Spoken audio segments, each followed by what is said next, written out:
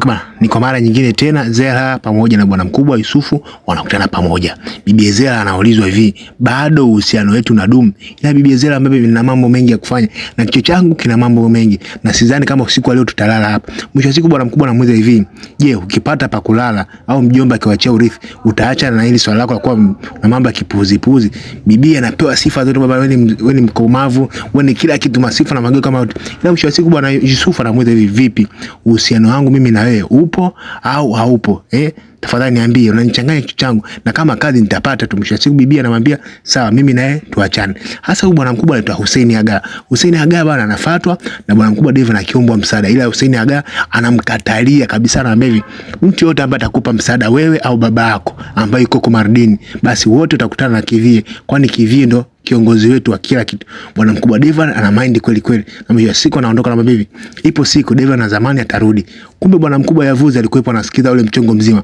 Mwisho siku kama hivi, usithubutu kulagaiwa na huyu bwana mkubwa Dave. Dave anatoka nje akutana na Misut, anaanza kumwambia mwanangu imekwaje? Hadi rafiki yangu wa zamani amekuwa ananigeuka na nisichi bwana, anafuka.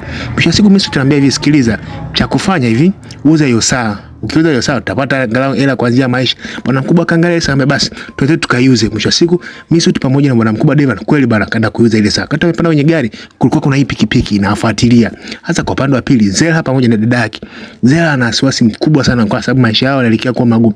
Ila dada mtu Aziza anaendelea kumpa moyo mdogo wake na kumfanyia, mdogo wangu kama na chochote wewe niambie, ila haya maisha tutayapita tu. Zehra tena anamwambia dada yake, kwanza sasa hivi tuhakikishe tuna sala ya nyumba na kasa. Kisha Aziza akamwaga mdogo wake na kumwambia hivi, acha nikachukue vidude vya mdogo wangu. Sasa hawa mama wawili akaanza kuzozana, tupiana maneno makali. Mwisho siku Aziza kafika pale akamwambia hivi, mjukuu wangu, huyu mama afadhali tu ni wewe, ila ningemnyonga. Ila bibi yake akamfuata na akamwambia hivi, Aziza nenda kwa baba yako muombe msaada kama Deva na ameshindwa. Bibi akamwambia haiwezekani, wakaanza kufokiana. Huyu bibi akaja mama yake na Deva ambaye hivi, mwanangu mimi nilijembe ile swala talitatua tu. Mwisho siku ambaye jamani, nimechoshwa na kelele zenu. Sasa ikabaki kutupiana maneno kati ya huyu bibi pamoja na mama yake na Deva. Ila mwisho siku bibi ambaye hivi, hata nyinyi ni kapuku tu kama sisi. Sasa tukienda kwa upande wa pili tunakutana na Jemo bwana anaitwa daktari wa kuweza kumsaidia swala lake la miguu, kisha anakataa kusalimiana, ila bibi Melissa anamlazimisha kusalimiana naye.